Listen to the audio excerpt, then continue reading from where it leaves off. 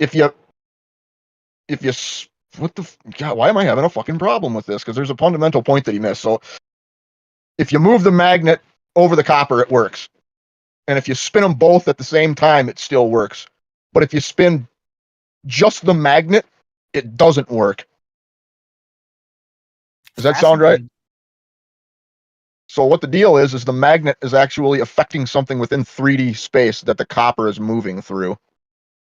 So it's not the magnet and the copper. It's the field pressure mediation going on between them.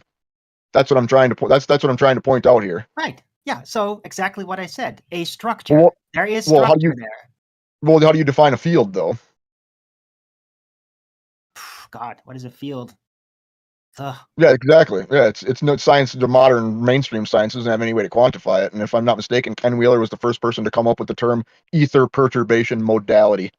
That's what a field is. Yep, he's defined it. There's been a few people to define it, but yeah, science hasn't caught it up yet. They've only given like a small roadmap. Essentially, they talk about like a charge potential within a set proximity, but they haven't really defined the field. In their mind, they think there's all these separate fields, but Ether's unification is that there's only one field, and all these other fields are just modalities of the one field. Anyhow, bingo. Yeah, at maybe possibly different frequencies or energy ranges, Right, so that's a philosophical interpretation then, because it's not being isolated. It's a congregation of different traits of abilities of what is establishments within electric engineering, right? And it's definitely there. I'm not denying that is there. It's just you can't isolate an independent variable in order to scientifically prove ether. And you can't. Yeah. Science is not going to evolve or get to the point where it can do that because there simply is no isolatable independent variable about ether. It's a catch-all name for a congregation of what is establishment effects.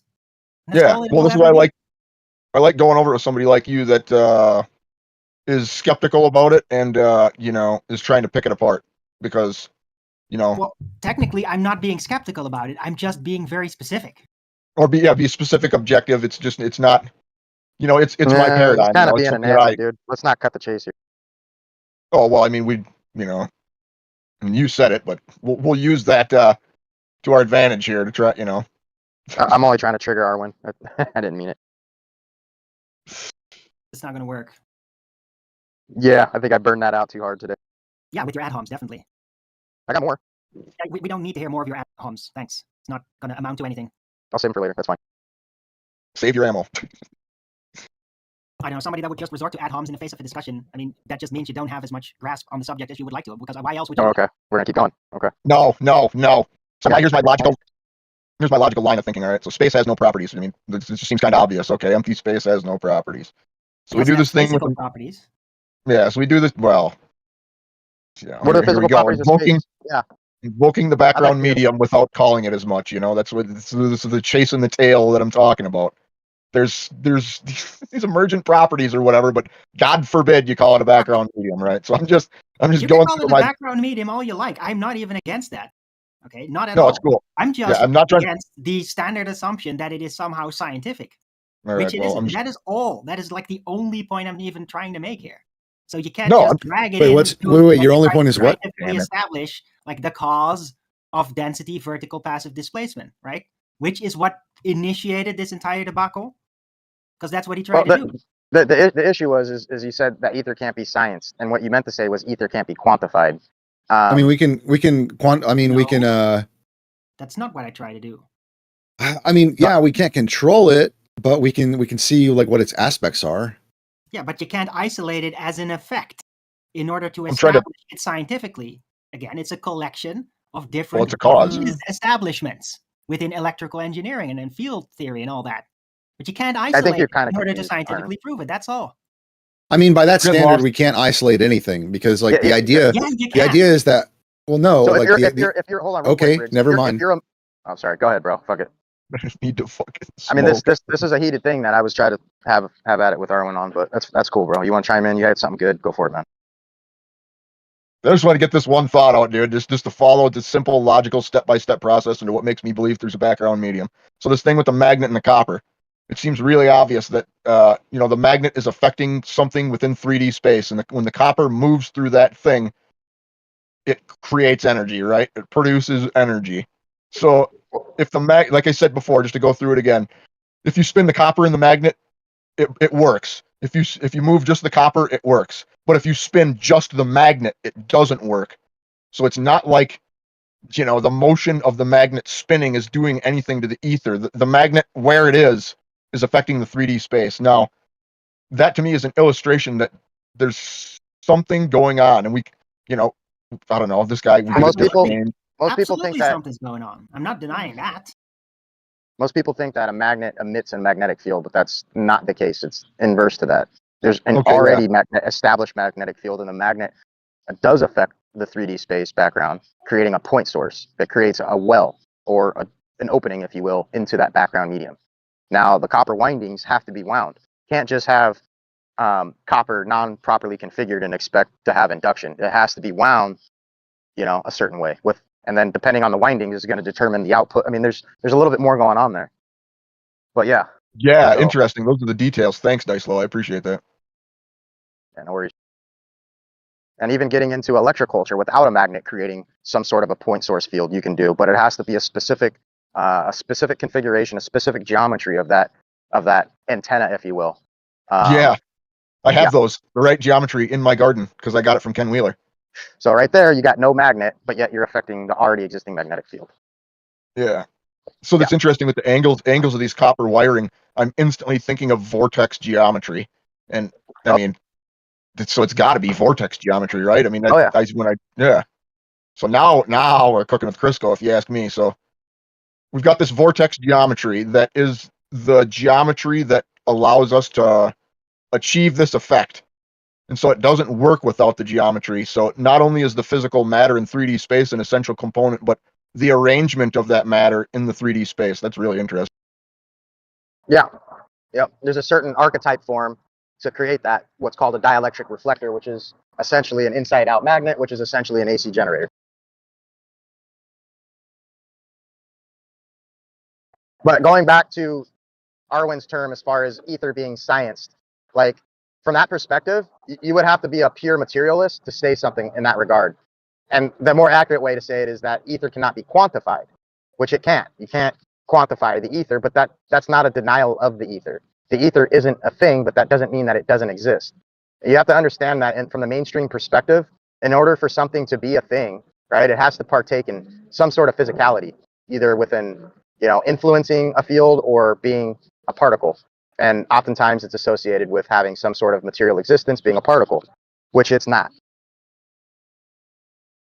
That's cool. I'm not going to contest that, but that does basically back up the statement that it's not scientific, because the science deals with the tangible and variable and manipulable, right, in order to establish it, right? Yeah, but if you're referring to what is and then calling it something and then claiming it has to be, we think it's legitimate, even though we can't prove it through science. And I mean, that's fine. The problem, Arwin, is how you distinguish science. You're distinguishing science from the current colloquial connotative definition of science, which science is not. Science, from the original denotative definition of science, is completely different.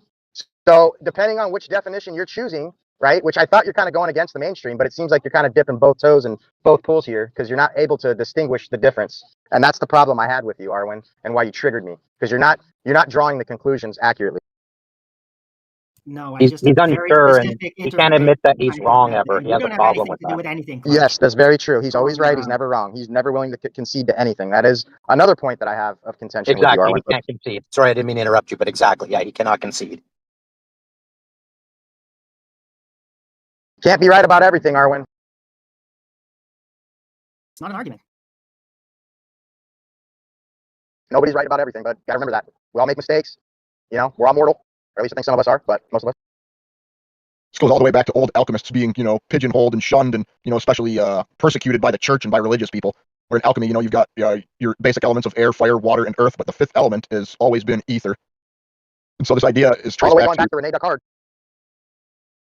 Okay, yeah. Do you have any idea of the time frame of that person? I don't. You know what? I would say, if I were to guess, I'd say mid-1500s. Yeah, yep. I think that's around the same time as Paracelsus, who was the one that started to formalize alchemical things, I guess you might say. I mean, it goes way beyond him even. I mean, this goes back to the Pythagoreans and who knows prior to them. So yeah, I mean, yeah. Yeah. As far as I know, it goes back to the Etruscans and pre-Roman civilization. I would say it goes back to the dawn of mankind, dude. Like Aether is that fucking old, bro. It ain't. You're not gonna get rid of it. It ain't going nowhere. It's here to stay. It's only a matter of people waking up to it. That's all. So quantum fluctuations or vacuum energy is something that you can science. Permittivity and permeability of free space is something that you can fuck with. That's the scientific aspect of free space. Cosmological. Let's see, not that one. It's a Higgs field. See, I don't know. I don't know if I back all these up. I'm just going down a list of things here. I mean, even if you got into yeah, that's what he's talking about. But even if you go like if you were to get into this conversation with Jace, who's pretty well understood on his bullshit, he would even agree with you that the field precedes the particle, meaning that the field is fundamental to the particle. So the quantum guys aren't saying anything different. The only thing they're saying is that the ether is enshrouded in other words, right? They have these euphemisms: dark matter, dark energy, quantum foam. They haven't removed the ether. They've only hijacked it and relabeled it. Are you saying that gravity came from particles and not the other way around? No. No, I'm just saying that, if you can ask people, what came first, gravity or matter? And they have no idea. Well, yeah, the field, like I just told you, the field was existent prior to matter. The field's fundamental to matter. Totally agree with that statement. But what would have come first? Like, do they both happen instantaneously? No. The field is primary. Yeah, I think the ether, the non-physical ether field, the hyperbola or counter space is always present. And it manifests in the divergent aspect of the toroid, where we are right now. Yeah, the physical side of the field takes place on the magnetic side, which is the loss of the primary field. As that primary field, it's a reciprocating cycle, right? So there's got to be a little bit of off balance. So as that dielectric field, the primary field loses, the magnetic gains. And as that magnetic loses, the dielectric gains, and it just kind of repeats that cycle. It's like a yin and yang. Word. Maybe we can call it dynamic disequilibrium. There you go. Yeah, I like that. It's a Victor Schauberger concept. Oh, okay. I thought you just came up with that. I was like, man, that's pretty good. I mean, I wish I had. That'd be dope. Nope, I'll give credit where it's due. Because, like, if things were seeking a state of, like, perfect equilibrium, and you'd think how much time the universe has existed, that state of equilibrium would have been reached, and, there wouldn't be this constant flow of energy. We'd just be in a rest state. But it seems like this place is in a perpetual state of motion, but it never flatlines. And so that's what I think of as dynamic disequilibrium, in that it's a state of disequilibrium is perpetual, and there's this constant energy flow, but that's all, theoretical and philosophical almost, Yeah, no, it definitely gets into philosophy and metaphysics, and that's why I say, like, you can never separate metaphysics from physics, man. They're fucking conjoined at the hip. As Ken puts it, they're two sides of the same coin. He's not interested in the face of the coin, rather the silverage in between the faces of the coins.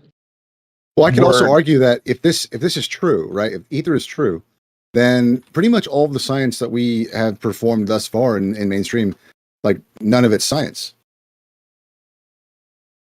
Well, no, I mean, you start with philosophy. You can't do science without fucking philosophy. So you have to understand there's fundamental premises that have to be established prior to even invoking science.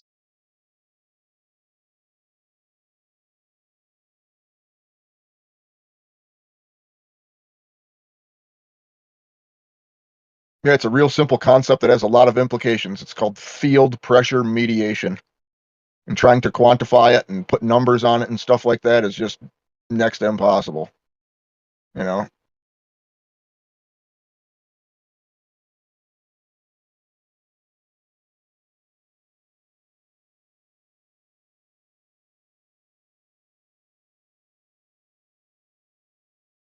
All I'm saying is, if they didn't account for all the variables because their paradigm is excluding 99% of what fills all space, then they're not performing science.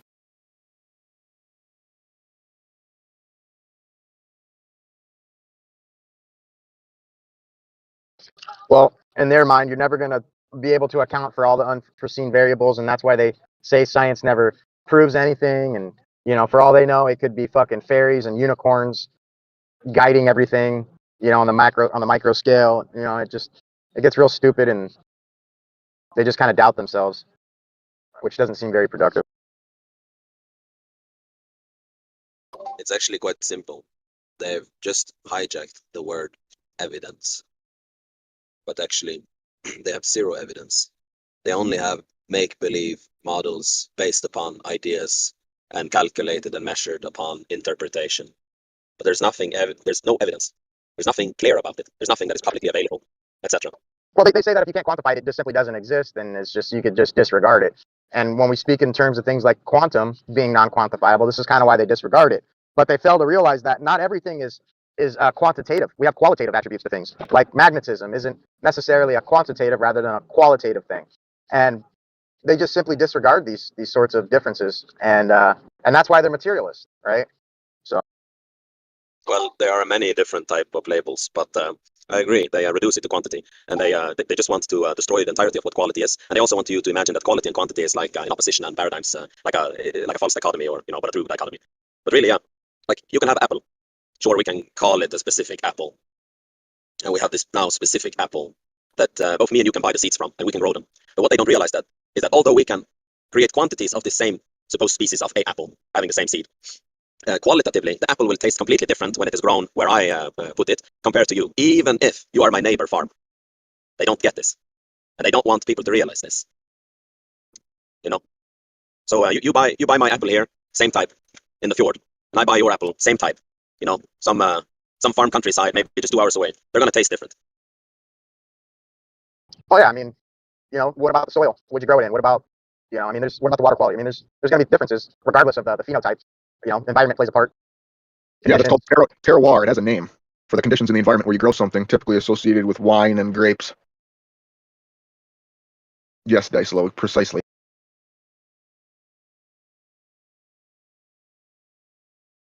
Yeah, I mean, I've given a friend of mine a cutting of some genetics that I created, and the outcome was totally different.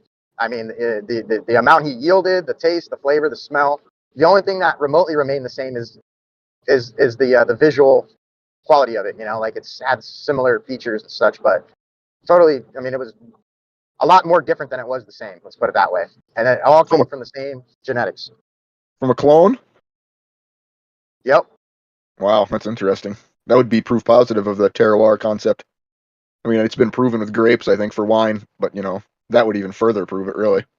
Well, I gave him my strain, but I didn't give him my recipe. So, that's the other half to it. Depending on how you grow it, it's gonna exhibit different characteristics. Yeah, like for example, like Hawaiian sativas, like because they're from a volcanic island, they really like to be grown in that volcanic rock. And then there's other strains that will freaking hate the volcanic rock and not do well at all. Oh yeah. Yep.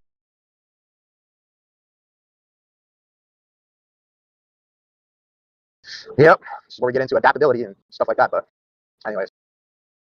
I almost don't wonder if some of that has to do with where you are in relation inside of the field we're in, the ether field. Think of it, the magnetic field, whatever. I always wonder about that too, because like there's anomalous places on Earth, like the Montana Vortex is one, or what's that ranch they made a show about, Oh yeah, I know what ranch you're talking about. It's on the tip of my tongue, but yeah, I know what you're talking about. Yeah, Skinwalker is what I'm thinking of. But there's another one too that I watched a little show on once, and it gave me a piece of information that I find very interesting and fascinating. And I hope somebody can do something with it someday, and I think it does really mean something. So they're on this ranch called Blind Frog Ranch, and I don't know how the hell they figured it out, but they knew there was magnetic anomalies or field anomalies there. So what they do is they took just dirt from the area, regular old dirt and sand, and they throw it in a crucible, and they freaking melt it down and get it super hot. And apparently it only works in that spot where they do that, and it turns into some type of weird metal. But if you take the same dirt from there and take it to a different location and do the same thing, it won't do anything. It'd be just like trying to burn dirt. But in this specific location, they say that if you smelt something, it'll turn into this particular metal. And it makes me think of alchemy back in the day. How maybe some of these alchemical processes and formulas are actually not necessarily just to do with the constituent ingredients of putting them together, but also where on Earth exactly you are performing the action. Yeah. Wow. That's interesting. Because of the specific properties, or maybe the ratios or the strengths of the fields that you're working with. Or yeah, the polarity of the field, and I mean, I'm sure, yeah, there's all sorts of possibility there, but yeah, that's really interesting. Blind Frog Ranch, huh? Yeah, it's just again gets your mind thinking about okay, I see. Like, you want to create, like for example, the samurai swords that were created back in the day. Like we can't with our technology today replicate those samurai swords, and I started to get me thinking maybe it's possible that they were in a special location, or maybe even it occurred during a special time.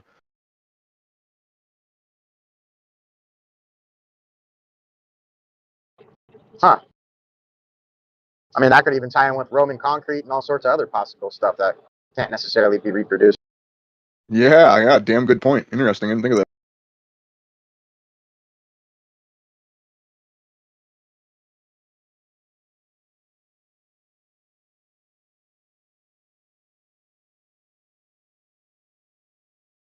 There's also something about this combination of two things, where like you can think of it as like chemistry or whatever, where you mix two things together and then it creates something else altogether. There's this, it's like an alchemical wedding of some kind where you bring two things together and they create a thing unto itself that's greater than the sum of its parts.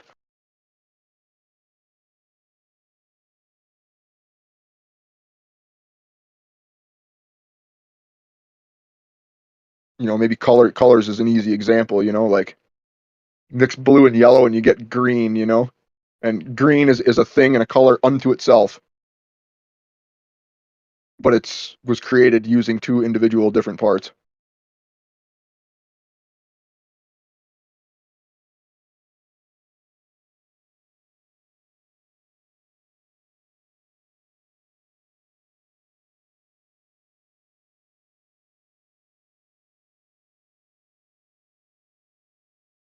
Can you guys hear me? Read you. What up? I got an interesting question with the red, green, blue, or red, yellow, blue. Like, if blue and yellow make green, how do the TVs make yellow when their pixels are red, green, and blue? Because oh my lord, what?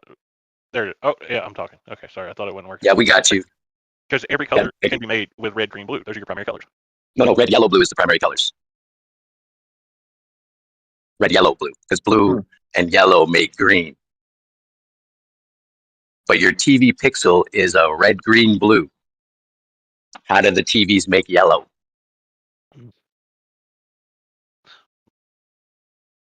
I couldn't tell you. I could guess. I'm just not trying to. It's not a like gotcha question. Just something I pondered a few times.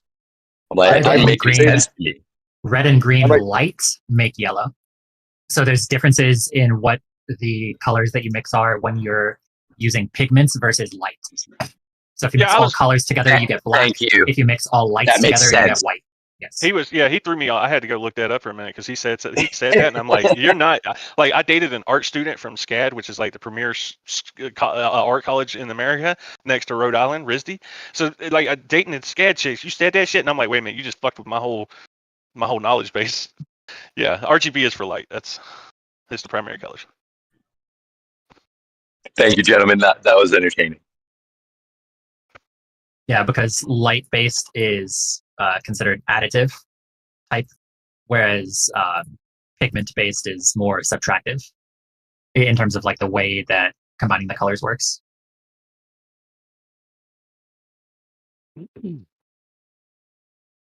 That's super fucking interesting. Where the fuck did you learn that? Yellow is actually becoming very rare. There's a certain type of yellow and reds.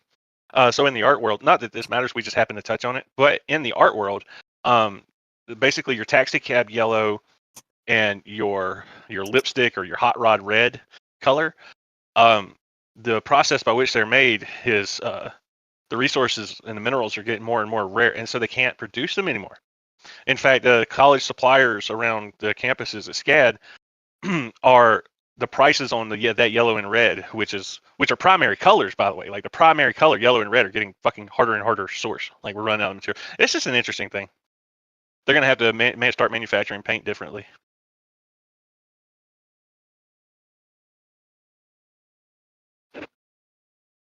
Sorry, that was off into the weeds. Yeah, I don't remember exactly where I learned it, but I remember when I was like 12, I had an argument with a black guy about this exact topic, where he was adamant that all colors together made black, and I was adamant that all colors together made white. But then saying that there is a difference between pigment and light, because if you do art, then you understand that you mix all of the colors together and it turns into like a blackish brown, and then with light, like if you just go up really close to an RGB TV, it becomes white. Yeah, you see all of the colors, and if all of the colors are on at the same time, it becomes white. Yep. Yeah, color theory is fun. And color theory is different for, obviously your physical tangible color and then light color, which is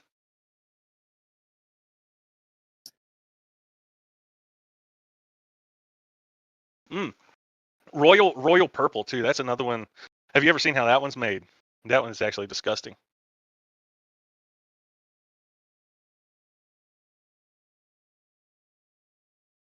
Couldn't tell you. If I remember correctly, it's made from a fish that they catch over there in the Mediterranean.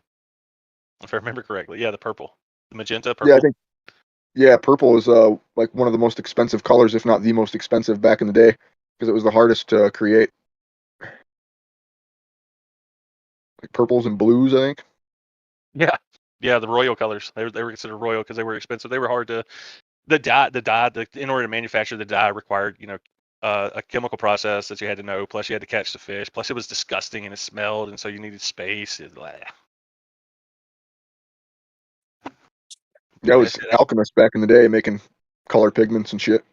Fortune de Saint Germain was doing that, and he actually created makeup and invented different kinds of makeup for women back in the 1600s, I think.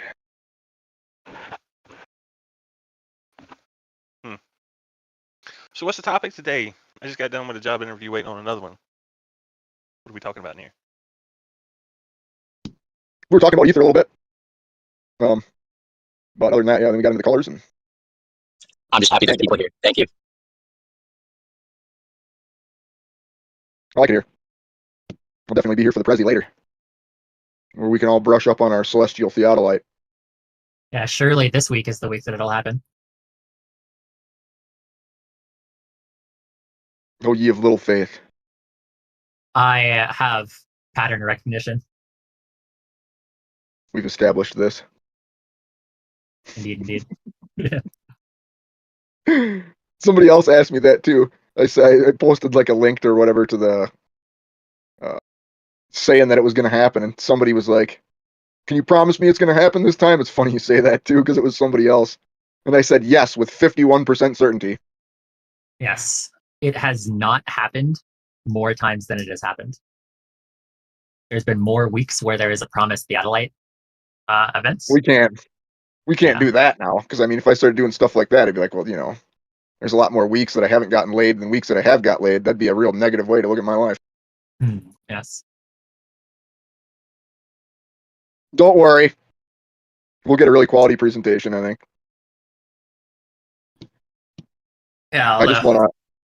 General rule, at least for me, is like one time can be forgiven, twice makes you a liar. Oh.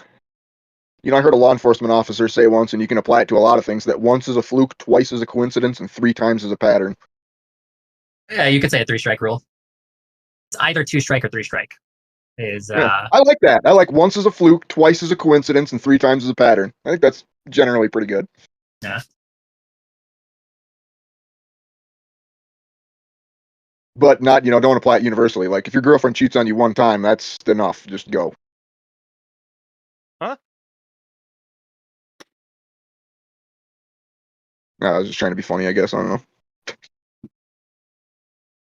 If your girlfriend cheats on you. If she cheats on you, she's not your girlfriend. She ain't even your friend. Oh, well, there's that too, yeah. Hey, I did laugh. I was just on mute. Yeah. I did laugh.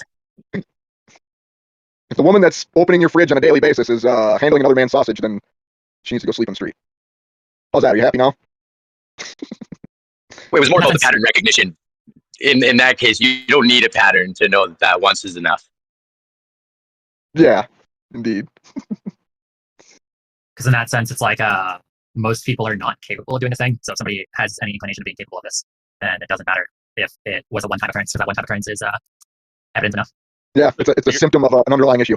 So you're telling me you're not supposed to bang your head up against the wall for a year straight trying to convince some traumatized girl that she's actually worth more and that she shouldn't destroy herself because it's an absolute waste of time. And when you're 30, she'll reach out to you and ask you to help get her vehicle fixed because she's got 3 children and she is on food stamps. Like a parts delivery. Because of how much concrete. Significantly, it's more dry on this side because of the mountains and the way that they It's like, storms form over the mountains and then they can't push over the top of them most of the time. Yeah. So yeah, like topography or things like that can cause like microclimates. It's interesting. Yeah, because you used to see stuff, but now you just don't. Like, this is the average weather report that you'll see in Phoenix. See everything all around it, but then just nothing actually at it.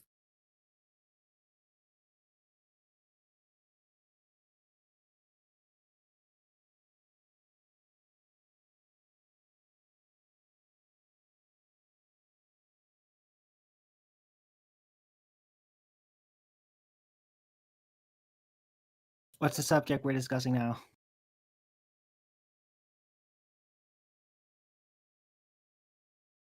Who?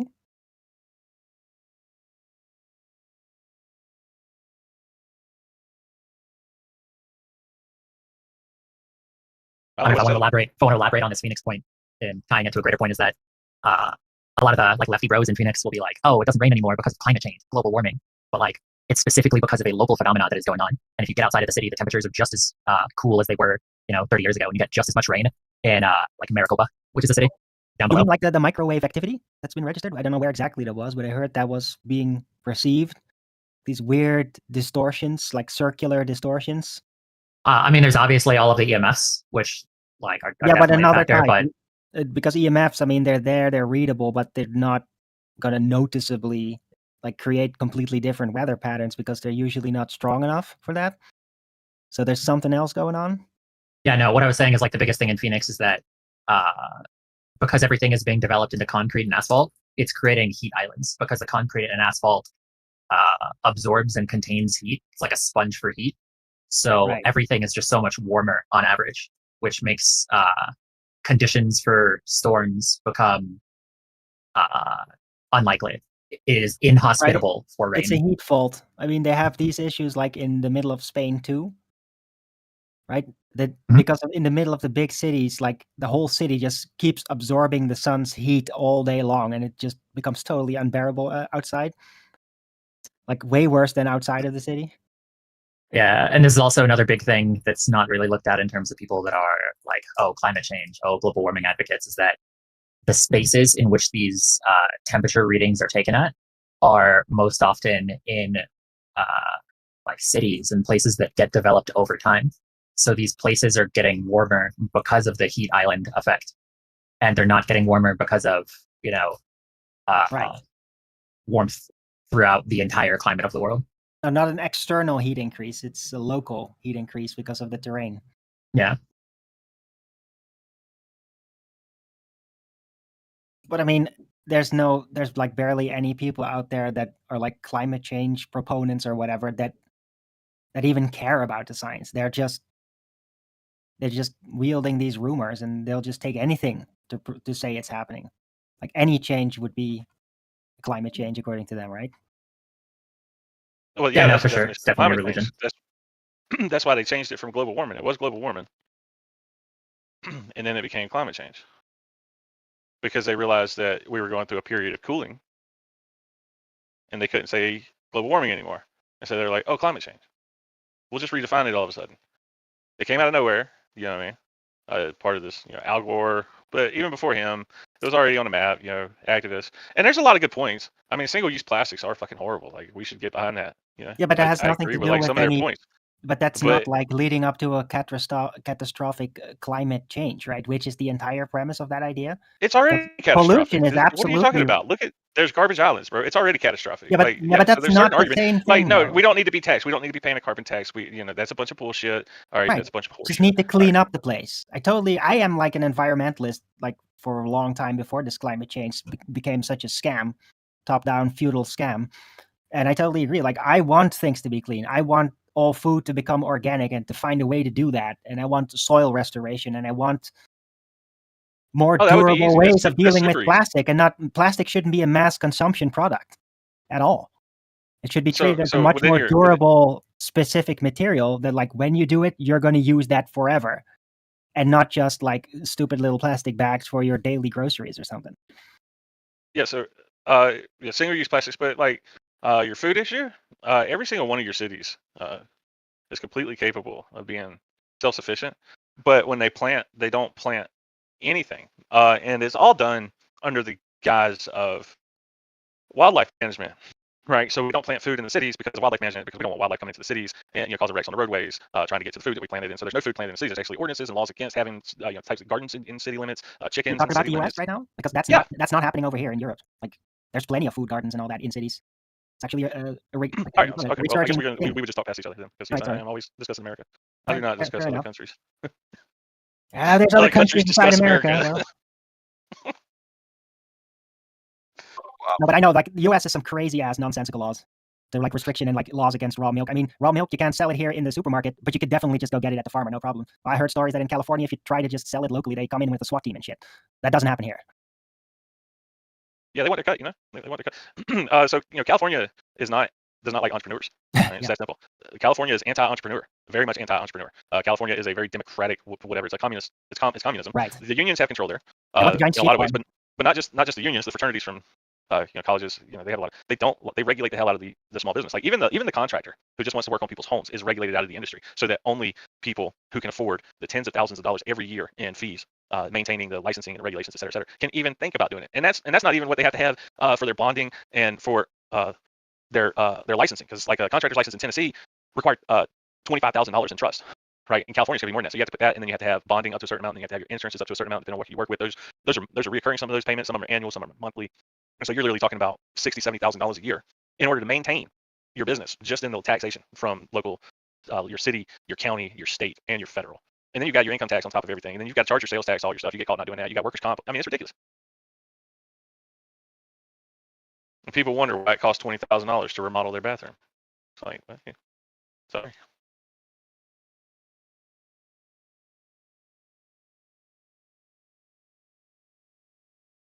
It's what y'all wanted. More regulation, more schooling. Idiots come out of school, bro, don't know what they're doing. Don't have a clue how to do anything except one way, the way they taught it in school, which is oftentimes, whatever the most current method is. Met a lot of people who are, quote unquote plumbers, couldn't figure out what to do with cast iron piping, don't know what to do with ABS, don't know what to do with galvanized, don't know what to do with solder, but you give them a pro press or some PEX, and suddenly they think they're a plumber. It's like, I got no certifications, and I can walk you through every single one of those.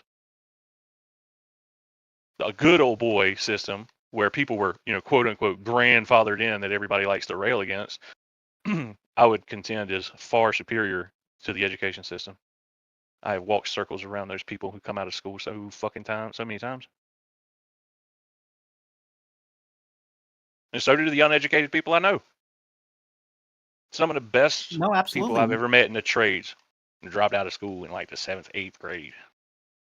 They're old heads. They're in their 50s, 60s, you know what I mean? But still.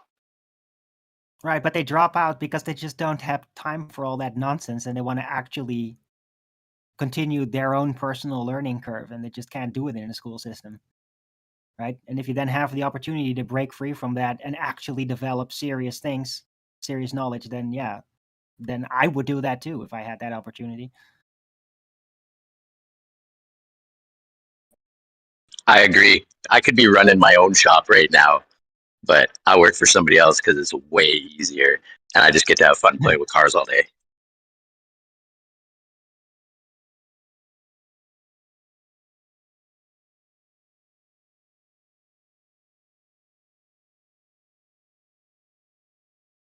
Right. I love work. Bro, it's harder getting a job these days than it is to buy a gun. You know that? Tom McDonald said that in a song, but it is so true. Bro, they do not want it to be easy to enter the workforce. They would rather have criminals on the street. I do believe that. I believe there's an agenda to have more criminals on the street. I think it's fundamentally depopulation oriented, like promoting criminals, and like they will take them down, but they just want a lot of damage to be done and everything to fall apart. People think the Cold War ended, and you know what? I've been under the impression for quite a long time that was because the other side won.